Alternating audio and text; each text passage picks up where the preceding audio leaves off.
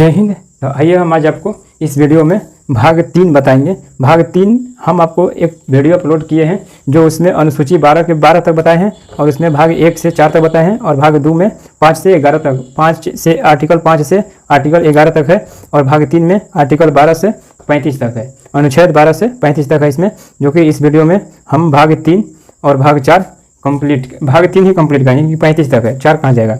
भाग 3 में ही आज पूरा कोशिश करेंगे ख़त्म करने के। तो भाग 3 इस वीडियो में स्टार्ट करते हैं शुरू से। कुछ बता दिए उस वीडियो में, तो हम इस वीडियो में भाग 3 शुरू से बताते हैं आपको। उस वीडियो में जो वीडियो अपलोड कर चुके हैं उसमें अनुसूची है और भाग 1 भाग 2 उसमें कंप्लीट है। तो इसमें भाग 3 स्टार्ट करते हैं।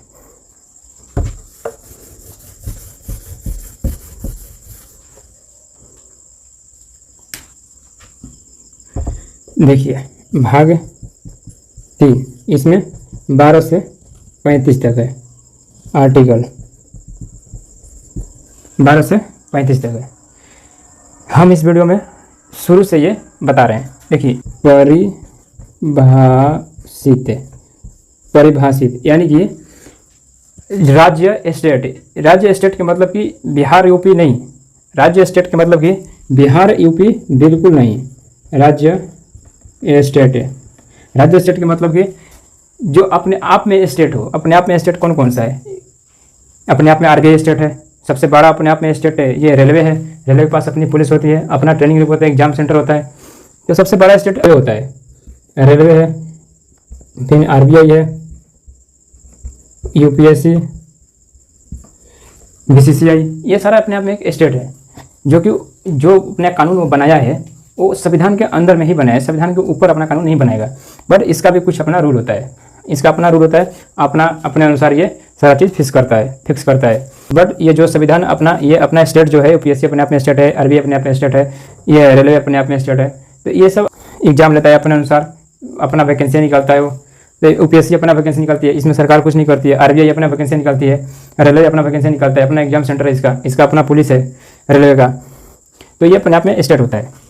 भाग 3 के 12वां नंबर है, भाग 3 के 12वां नंबर है, 12 से 35 तक है इसमें। तो आर्टिकल 12 है। अब ये जो 13 लिखेंगे तो यहाँ पर आर्टिकल लिखने की जरूरत नहीं है, आप समझिएगा कि आर्टिकल है, ये आर्टिकल 13 है।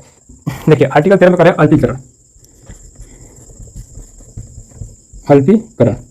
अल्पीकरण का मतलब होता है कुछ लिमिट क्रॉस नहीं करना। जैसे कि किसी के घर में घुस जाना तो उसका अपना एक निजी है, राइट टू प्राइवेसी हो जाता है, तो उसमें अपना पीठ पाट लगा के। तो अल्पीकरण मतलब कि लिमिट क्रॉस नहीं करना, अपना अधिकार के दूसरे अधिकार को क्षति मत पहुंचाना, ये लिमिट में रहने का बोल रहा है, ये लिमिट में रहने का बोल रहा है। अल्पीकरण 13 में क्या है? अल्पीकरण 14 में है कि विधि के समक्ष समानता यानी कि सबके प्रति एक समान, मतलब कि विधि के समक्ष समानता, सबके प्रति एक समान कानून रहेगा, विधि के समक्ष समानता,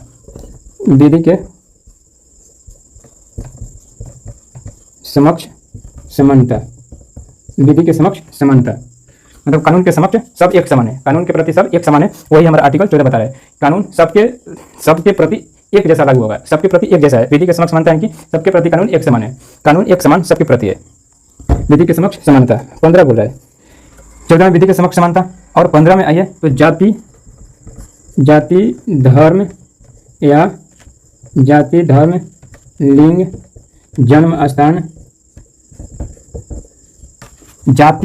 लिंग जन्म स्थान पर भेदभाव नहीं कर सकते हैं। ये हमारा आर्टिकल 15 पर है। किसी भी इंसान के प्रति जाति धर्म लिंग जन्म स्थान के जैसा मतलब कि भेदभाव नहीं कर सकते हैं, वो हमारा आर्टिकल 15 बता रहे हैं। आर्टिकल 15 क्या बता रहे हैं? जाति धर्म लिंग जन्म स्थान हमारा 15 बता रहे हैं। अब आइए 16 में, हमारा आर्टिकल 16 में लोक नियोजन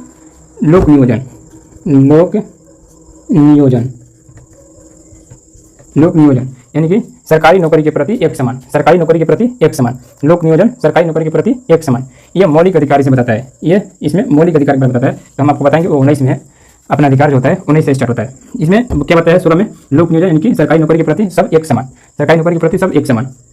17 बोला है। इसमें कुछ SC/ST के प्रावधान दिया गया है। इसमें अप्रियता को बताया गया है, अप्रियता छुआछूत भेदभाव नहीं कर सकते हैं। हमारा आर्टिकल 17 बोल रहा है कि अप्रियता छुआछूत भेदभाव किसी भी इंसान के प्रति नहीं कर सकते हैं, आर्टिकल 17 में लिखा है। सरकारी नौकरी के प्रति सब एक समान है, हमारा आर्टिकल 16 में बोल रहा है। जाति धर्म लिंग जन्म स्थान के प्रति भेदभाव नहीं कर सकते हैं, आर्टिकल 15 बोल रहा है। विधि के समक्ष समानता यानी कानून के प्रति सब एक समान है, हमारा 14 बता रहा है। 13 मानकीकरण यानी कि लिमिट में रहने का बोल रहा है। परिभाषित यानी कि राज्य स्टेट अपने अपने स्टेट है, आरबीआई यूपीएससी जैसे कि बताया। 18 में क्या बताया है? 18 उपाधि के अंत, उपाधि का अंत, उपाधि का अंत यानी कि पहले ये चीज़ था अब खत्म हो गया है, ये सब पहले था अब नहीं है, उपाधि का अंत हो गया है। जैसे कि आर्टिकल 18 में बोला है कि उपाधि नहीं ले सकते हैं। उपाधि जैसे कि ले सकते हैं एजुकेशनल, जैसे कि आप डॉक्टर हैं तो डॉक्टर आगे लगा सकते हैं, डॉक्टर हो गया या दरोगा हो गया, इंस्पेक्टर हो गया, तो वह सब एक पद का नाम है। तो पद का नाम है, वो कोई उपाधि नहीं है, वो पद है, तो पद रख सकते हैं। उपाधि विदेशी उपाधि रख सकते हैं, बट उससे पहले राष्ट्रपति से आपको अनुमति लेना पड़ता है, राष्ट्रपति से अनुमति लेना पड़ता है। जो विदेशी उपाधि रखते हैं वो राष्ट्रपति से अनुमति लेकर रखते हैं।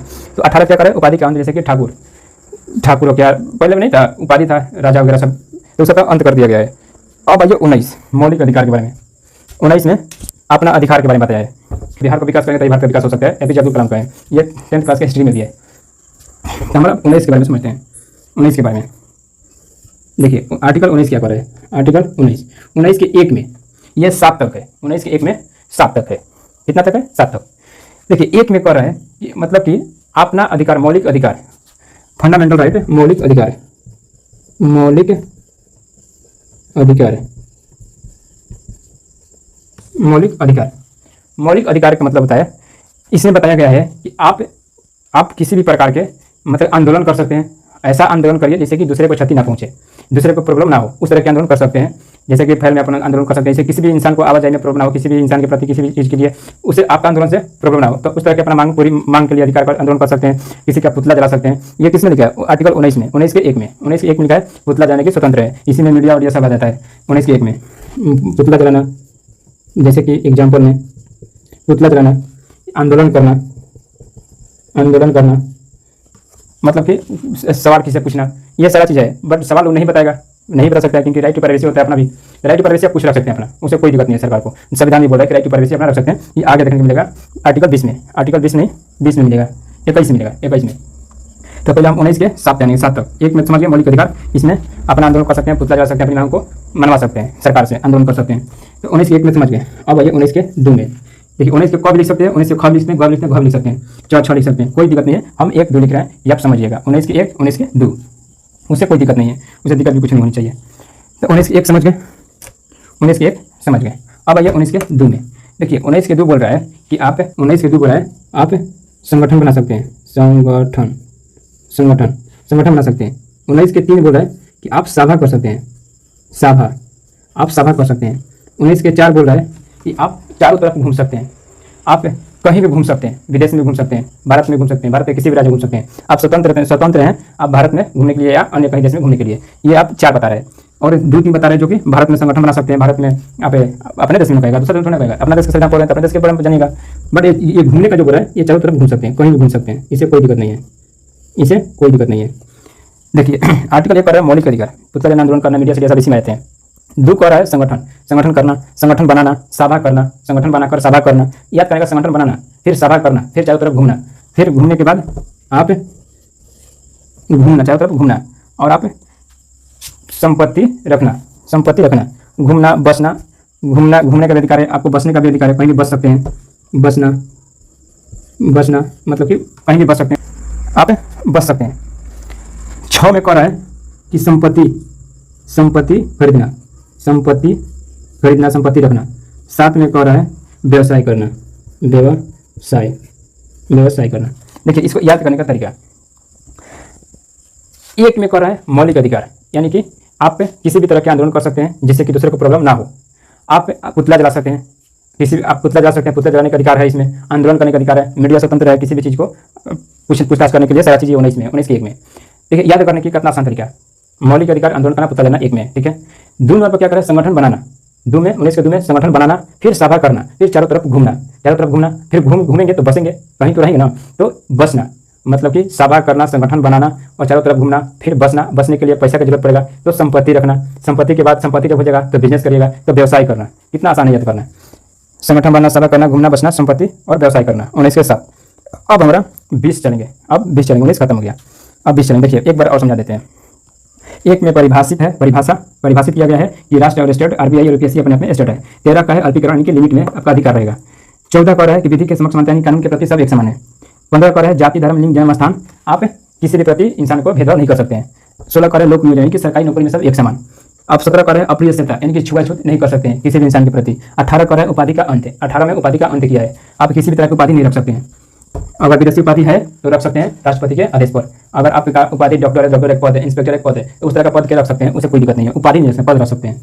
19 कर है, 19 के 1 कर है मौलिक अधिकार, 2 कर है संगठन बनाना, 3 कर है सभा करना, 4 कर है चारों तरफ घूमना, 5 कर है बचना और 6 कर है संपत्ति खरीदना, 7 कर है व्यवसाय करना। तो 19 के साथ कंप्लीट।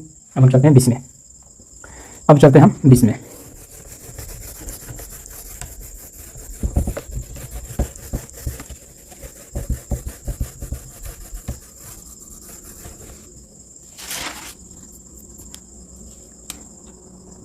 देखिए आप 19 तक कंप्लीट हो गए, आप 19 तक कंप्लीट हो गए। 20 में देखिए 3 चीज़ है, 20 में 3 है। 20 के 20 आर्टिकल 20, आर्टिकल 20 में 1 नंबर है, 2 नंबर है और 3 नंबर है। 1 नंबर क्या कर रहा है कि आप जो अपराध किए हैं उस समय के अनुसार आपको कानून सजा देगी। जो अपराध आप किए हैं उस कानून के उस समय के अनुसार आपको कानून सजा देगी। किसी प्रकार का संशोधन हुआ तो उसे कोई मतलब नहीं है, उस समय के अनुसार ही आपको सजा दिया जाएगा। मतलब कि अपराध के कानून के समय के अनुसार, अपराध के कानून के समय के अनुसार आपको दिया जाएगा। देखिए ये क्या कर रहा है, एक कर रहा है कि इसको इंग्लिश में हम लोग बोलते हैं x post facto, x post facto, x post facto, x post facto. इसको इंग्लिश में हम लोग एक्स पोस्ट फैक्टो का मतलब देखिए, x post facto, x post facto. X post facto का मतलब होता है कि सजा उस समय के कानून के आधार पर दिया जाएगा। सजा उस कानून के, एक्स पोस्ट फैक्टो का मतलब सजा उस समय के अपराध के आधार पर दिया जाएगा, आधार पर दिया जाएगा, अपराध के आधार पर, अपराध के आधार पर नहीं कीजिएगा, ऐसा कोई दिक्कत नहीं है। सजा उस समय के अपराध के आधार पर दिया जाएगा। एक्स पोस्ट फैक्टो का मतलब यही होता है, एक्स पोस्ट फैक्टो का मतलब यही होता है। देखिए अब 20 के 2 में double jeopardy, double jeopardy, double jeopardy, double jeopardy, double jeopardy, double jeopardy, double jeopardy मतलब कि जुपाड़ी मतलब ये एक सजा पर एक अपराध, एक सजा पर मतलब एक अपराध पर एक सजा, 2 अपराध पर 2 सजा, 3 अपराध पर 3 सजा। ऐसा नहीं है कि आप एक हत्या कर दिए तो एक सजा होगा, एक हत्या किए तो एक सजा ही होगा, बट दूसरा हत्या करेगा तो 2 सजा जुड़ जाएगा, 3 करेगा तो 3 में जुड़ा जाएगा, मर्डर केस 3 मर्डर केस हो जाएगा। तो ये डबल जुपाड़ी का मतलब होता है, ऐसा नहीं है कि आप एक मर्डर किए हैं तो एक सजा ही होगा, एक मर्डर पर एक सजा होगा। ऐसा नहीं है कि 2 मर्डर किया एक सजा होगा, 2 मर्डर किया तो 2 सजा होगा, दोनों मर्डर केस ही होगा। तो एक सजा पर एक अपराध पर अपराध है, एक अपराध पर एक सजा, एक अपराध पर एक सजा, 2 अपराध पर 2 सजा, 3 अपराध पर 3 सजा, जितना अपराध करेगा उतना सजा लगेगा। तो ये हमारा 20 के 2 बता रहा है डबल जुपाड़ी। अब हमारा 3 सेल्फ इंक्रिमिनेशन, सेल्फ इंक्रिमिनेशन मतलब कि कह रहा है कि अपने खिलाफ गवाही नहीं दे सकते हैं। सेल्फ इंक्रिमिनेशन मतलब कि अपने खिलाफ गवाही नहीं दे सकते हैं। Self incrimination, incrimination, self incrimination अपने खिलाफ गवाही नहीं दे सकते हैं, गवाही अपने खिलाफ गवाही नहीं दे सकते हैं। 20 के 3 बोल रहा है सेल्फ इंक्रिमिनेशन मतलब कि अपने खिलाफ गवाही नहीं दे सकते हैं। देखिए 20 के आर्टिकल 20 के 1 का कह रहा है, आर्टिकल 20 के क या 20 के 1 कहिए, कोई दिक्कत नहीं है। 20 के 1 कह रहा है एक्स पोस्ट फैक्टो, यानी कि सजा उस समय के आधार के अनुसार, सजा उस समय के आधार, अपराध के आधार पर दिया जाएगा। सजा उस समय के अपराध के आधार पर, अपराध के आधार पर दिया जाएगा। ऐसा नहीं है कि बाद में कोई दूसरा कानून आया तो उसके अनुसार दिया जाएगा, ऐसा नहीं है। जिस समय अपराध किए हैं उस समय के अपराध के आधार पर ही सजा को दिया जाएगा। 20 के 2 बोला डबल जुपाड़ी, यानी कि एक अपराध पर एक सजा, 2 अपराध पर 2 सजा, 3 अपराध पर 3 सजा, जितना अपराध करेगा उतना सजा आपका प्लस होता जाएगा। तो ऐसा नहीं है कि 4 हत्या किए हैं तो 1 हत्या का आपका अपराध, मतलब एक हत्या का अपराध होगा, ऐसा नहीं है, 4 हत्या का अपराध होगा। डबल जुपाड़ी का मतलब ये होता है। 3 कह रहा है सेल्फ इंक्रिमिनेशन मतलब कि अपने खिलाफ गवाही आप नहीं दे सकते हैं। तो पुलिस ले जाता है पकड़ के तो अपने खिलाफ दिया हुआ गवाही को मान्य नहीं रखता है, अपने खिलाफ दिया हुआ गवाही को मान्य नहीं रखता है। इसलिए जो चीज़ होता है कोर्ट में वही सब सही होता है, बाकी पुलिस स्टेशन में किसी प्रकार के गवाही को मान्यता नहीं रहता है। इसलिए देखते हैं कि कोर्ट में पुलिस बाहर रहता है, पुलिस से कोई मतलब नहीं रहता है, वो कोर्ट फैसला करती है ये आपको गवाही आप अपराधी है या नहीं है, वो कोर्ट डिसाइड करेगा। आपके आप अपराधी किए तो आपको पता होगा किस तरह का अपराध किए हैं, तो वो उसके अनुसार हो जाएगा। अब आइए आर्टिकल 21, आर्टिकल 21, आर्टिकल 21 कुछ नहीं बोल रहा है। आर्टिकल 21 यही कह रहा है कि प्राणदेही स्वतंत्रता, यानी कि अपनी प्राणदेही स्वतंत्रता, life and personal liberty, life and personal liberty. ये 21 के 1 बोल रहे हैं प्राण एवं देही स्वतंत्रता, प्राण एवं देही स्वतंत्रता, प्राण एवं देही स्वतंत्रता, यानी कि लाइफ एंड, ऐसे लिखिए ना, life and personal liberty, personal liberty, personal liberty, life and personal liberty. Life and personal liberty का मतलब होता है कि जैसे कि आप लाइफ एंड मतलब कि आप आत्महत्या नहीं कर सकते हैं, आप आत्महत्या नहीं कर सकते हैं, आत्महत्या नहीं कर सकते हैं, पर्यावरण में प्रदूषण नहीं फैला सकते हैं, आप बिना सीट बेल्ट के गाड़ी नहीं चला सकते हैं, कार वगैरह, आप बिना हेलमेट के बाइक नहीं चला सकते हैं। वो किस में है? 21 में। आपको सरकार मरने नहीं देगी, आपको संविधान मरने नहीं देगा। आत्महत्या नहीं कर सकते हैं, आत्महत्या करना भी एक गुनाह होता है, और पर्यावरण को प्रदूषित करना भी एक गुनाह होता है, और बिना हेलमेट के बाइक चलाना भी एक गुनाह होता है। ये हमारा आर्टिकल 21 में बोला है। बिना सीट बेल्ट के गाड़ी चलेंगे वो भी एक गुनाह होता है, इसलिए सीधा फाइन मार देती है पुलिस, क्योंकि वो अपने आप के खाता में डाल रहे हैं, इसलिए आपको मरने नहीं देगी। ये क्या कर रहा है? आर्टिकल 21 कर रहा है। आर्टिकल 21 कर रहा है कि आत्महत्या नहीं कर सकते हैं आप, पर्यावरण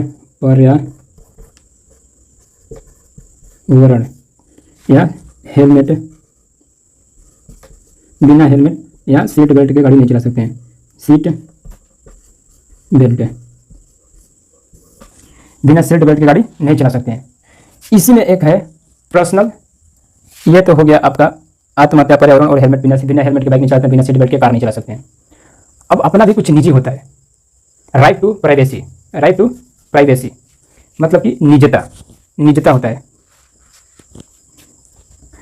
निजता मतलब कि राइट टू प्राइवेसी, अपना कुछ प्राइवेसी रख सकते हैं, आपको उससे कोई मतलब नहीं है किसी को भी। जैसे कि मोबाइल के लोग कोई दूसरा आपका नहीं जानकारी प्राप्त कर सकता है, आप नहीं बताना चाहते हैं, जबरदस्ती नहीं है, आप अपना प्राइवेसी रख सकते हैं, ये अधिकार है आपका। ये 21 में बोल रहा है, 21 में बोल रहा है कि आपका अधिकार है।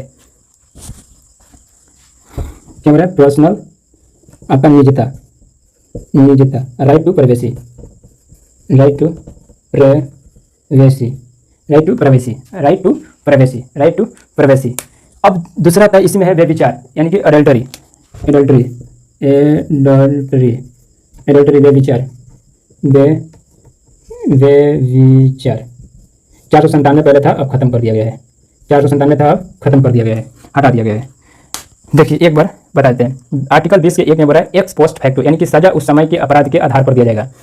आर्टिकल 20 के 2 बोल रहा है डबल जेपार्डी, यानी कि एक अपराध पर एक सजा, 2 अपराध पर 2 सजा। 20 के 3 बोल रहा है सेल्फ इंक्रिमिनेशन, यानी कि गवाही अपने खिलाफ नहीं दे सकते हैं, अगर पुलिस पूछताछ कर रही है तो सच्चाई बताइए, कोई दिक्कत घबराने की जरूरत नहीं है। अपराध किए हैं तो आपको सजा मिलेगी, अपराध नहीं किए आपको सजा नहीं मिलेगी। अब चलते हैं 22 कर रहा है कुछ नहीं, वो 22 आपको गिरफ्तारी का संरक्षण बताता है। आर्टिकल 22 में गिरफ्तारी के संरक्षण बताता है। आर्टिकल 22 में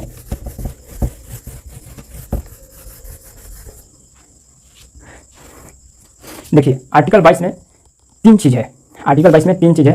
पहला नंबर है कि आपका खिलाफ जो वारंट है वो आपके खिलाफ जो एफआईआर दर्ज होता है, वो एफआईआर ही आपके प्रति वारंट के काम करता है। आपके प्रति जो एफआईआर दर्ज है वही वारंट के काम करता है। तो उसी वारंट पर आप जब खिलाफ जैसे कि एफआईआर होता है तो पुलिस फोन करती है, थाने बुलाती है प्यार से, अगर नहीं आते हैं तो आपको घर पर आके आपको पकड़ के ले जाती है। 24 घंटे के अंदर उसको कोर्ट में पेश करना होता है और आपको कोर्ट वकील रखने की अनुमति देती है। तो वही होता है दलील अपील वकील। इसी में होता है इंट्रोडक्शन होता है, अरेस्ट होता है, कस्टडी होता है, हिंसा का जुडिशियल होता है, और जुडिशियल के बाद में पुलिस रिमांड होता है। पुलिस रिमांड देखिए 2 होता है हमारा 22, आर्टिकल 22। आर्टिकल 22 क्या करें? देखिए इसमें एक दंडात्मक होता है, एक निषेधात्मक होता है। पहले प्लीज में गिरफ्तारी से संरक्षण, गिरफ्तारी से संरक्षण। एक दंडात्मक होता है, एक निषेधात्मक। एक दंडात्मक होता है, एक निषेधात्मक होता है। इसमें एक वारंट होता है, वारंट एक होता है आपका 24 घंटा में पेश करना होता है। 24 घंटा में अदालत में पेश करना होता है, कोर्ट में पेश करना होता है। अपना वकील रख सकते हैं, वकील रखने का भी इजाज़त देती है अदालत। निषेधात्मक होता है कि बिना वारंट कोई आपको गिरफ्तार किया जा सकता है। 3 महीना के लिए आपको नज़रबंद किया जा सकता है, उसको नज़रबंद करते हैं। 3 महीने ज़्यादा भी हो सकता है। जैसे कि किसी पर शक हो कि ये गलत करने वाला है तो उसको बिना वारंट, बिना एफआईआर के गिरफ्तार पुलिस कर देती है। जाती है 40-50 को घर पे दरवाजा खोलते हैं, कभी गिरफ्तार करती है, लेकर चल जाती है। तो हम पहले इसको करते हैं, उसको बाद में समझेंगे, पहले इसको करते हैं क्लियर। देखिए इसमें क्या होता है, इसमें पहले मतलब इंट्रोडक्शन होता है। इंट्रोडक्शन मतलब कि पूछताछ करके मारपीट के पुलिस उस समय छोड़ देती है। आपको छोटा मोटा गलतियाँ होती है तो थाना में बुलाती है, इंट्रोडक्शन करती है। अगर आप बड़े आदमी है तो नॉर्मल तरीके से छोड़ देगी। अगर आप मिडिल क्लास आदमी है तो मिडिल क्लास को कौन पूछता है? कोई नहीं पूछता है। वैसे ही होता है। तो इंट्रोडक्शन होता है पूछताछ, पूछताछ, जिसको मिटा देते हैं अभी। पूछताछ होती है। यहाँ पर लेते हैं निषेधात्मक। इंट्रोडक्शन। अब एक होता है कस्टडी। कस्टडी होता है, कस्टडी का मतलब होता है कस्टडी। कस्टडी का मतलब होता है कि आपको जैसे कि नहीं देखते हैं किसी किसी नेता को उठा लेता है पुलिस या हमारी मांगे पूरी करो, हमारी मांगे पूरी करो कहते रहता है, उसे गिरफ्तार कर लेती है, टांगती है और लेकर चल जाती है। तो वो कस्टडी का मतलब होता है 2 घंटे में छोड़ देती है। नॉर्मल होता है, उसे कोई मतलब नहीं है, मतलब कि उस पर किसी प्रकार के उसे मतलब कि आक्रोश फैल रहा है समाज में तो उसको उस समय गिरफ्तार कर लेती है। जिस इंसान से समाज में मतलब कि आक्रोश फैलने वाला चीज़ होता है, खास करके नेता होता है वो गिरफ्तार करती है। जो छोटे नेता होते हैं विधायक को गिरफ्तार कर लेती है। हमारी मांगे पूरी करो झंडा ले जाता है अपने हाथ में अपनी पार्टी का, तो उसको टांगती है, 4 को पुलिस अलग अलग कस्टडी में पकड़ लेती है, जेल में बंद कर लेती है। 2-3 घंटा नॉर्मल से छोड़ देती है। या देखते कस्टडी नहीं होता है। अरेस्ट होता है जो जेल होता है, अरेस्ट होता है जो जेल होता है। एक अरेस्ट होता है, अरेस्ट है, अरेस्ट जो करती है वो जेल में डाल देती है, जेल में अरेस्ट जो होती है वो जेल में डाल देती है। 4 नंबर होता है जुडिशियल।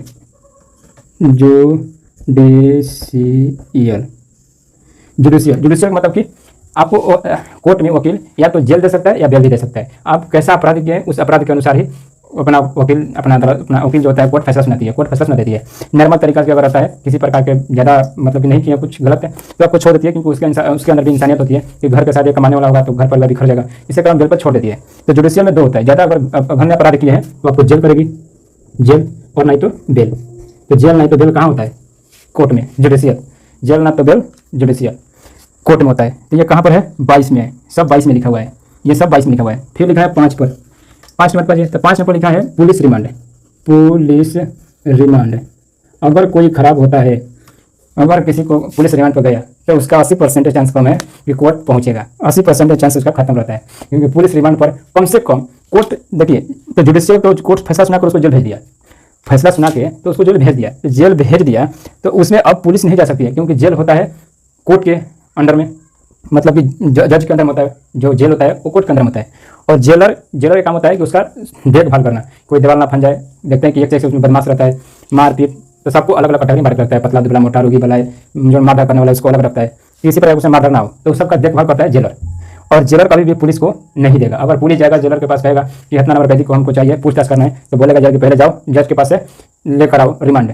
तो पुलिस जाती है किसके पास? जज के पास, कहती है कि हम जो आपको अपराधी दिए हैं वो आप नहीं पकड़े हैं, उसको हम पकड़ के दिए हैं आपको, तो हमको उसको पकड़ने का डिमांड नहीं चाहिए। पुलिस कहती है कि हमको उसको पकड़ने का डिमांड नहीं चाहिए, हमको उसको रिमांड चाहिए। क्या बोलती है? हमको उसको रिमांड चाहिए, क्योंकि भाई जब किसी प्रकार के मर्डर किया है या पूरा घन अपराध मर्डर किया है, बुरी तरह से मार दिया है, जला दिया है, तो अब पुलिस भगवान थोड़ी ना है कि एक पता कर लेगा। अब मारने वाला को मार दिया तो मर गया, तो सब खत्म हो गया, और दूसरा को जेल बंद कर दिया। तो पुलिस को मतलब सबूत जुटाने में प्रॉब्लम होती है, तो जाकर रिमांड मांगती है जज साहब से, तो जज साहब उसको रिमांड को देते हैं कि जाइए, बट टाइम देती है। टाइम क्या? देखिए ऐसे तो पुलिस रिमांड 15 दिन का होता है, पुलिस रिमांड 15 दिन का होता है, बाकी जज देता है 14 दिन का। क्यों? क्योंकि पता है उसको कि अगर हम 15 दिन का देंगे ना तो 16वां दिन लगाएगा, इसलिए 14 दिन का दे देती है। तो दरोगा साहब बोलते हैं ठीक है, कोई दिक्कत नहीं है, हमको 14 दिन ही काफ़ी है। तब एक कॉपी आपको पुलिस के देती है और कैदी नंबर लिख के उसका नाम लिख के देती है, और एक कॉपी जेलर साहब के पास भिजवा देती है। तब जाके ये जाते हैं जेलर साहब के पास और कहते हैं कि कितना कैदी के दीजिए, हमारे पास रिमांड है।